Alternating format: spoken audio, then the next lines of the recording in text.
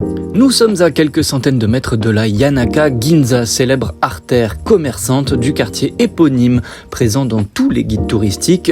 C'est charmant, sinueux, c'est un aperçu de Tokyo, paisible, qui n'aurait pas connu les 60 dernières années, et pour cause, le quartier, niché entre temple et cimetière, fut largement épargné des bombardiers américains, quand jusqu'à 80% d'autres quartiers brûlaient sous le napalm. Au total, on estime que la moitié de Tokyo a disparu sous les flammes. C'est pas mal, mais ça n'arrive pas à la cheville d'une autre ville de plan mondial comme Dunkerque. Bienvenue chez Aoyama Gyoza Bo, branche de Sendagi.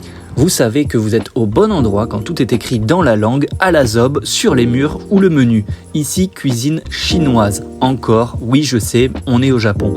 Je commande un porc braisé, mais c'est taïwanais, et 3 gyoza maison en supplément.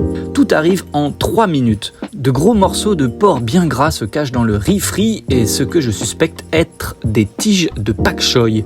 C'est gourmand mais ça ne sointe pas.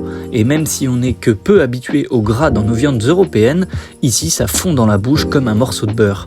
Je passe au raviol et j'imagine un instant ma taille en gyoza. Avec ces 3-là, on n'est pas loin du compte tant ils sont énormes. Et la farce mi-légumes mi-viande est cuite à point.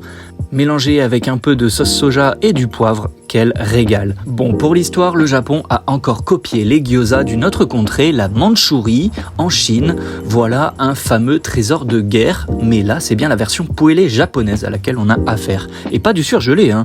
Pour 300 yens, c'est une aubaine. Je m'acquitte de ma note, 1180 yens, et je repars moi aussi me dorer la face sous le soleil.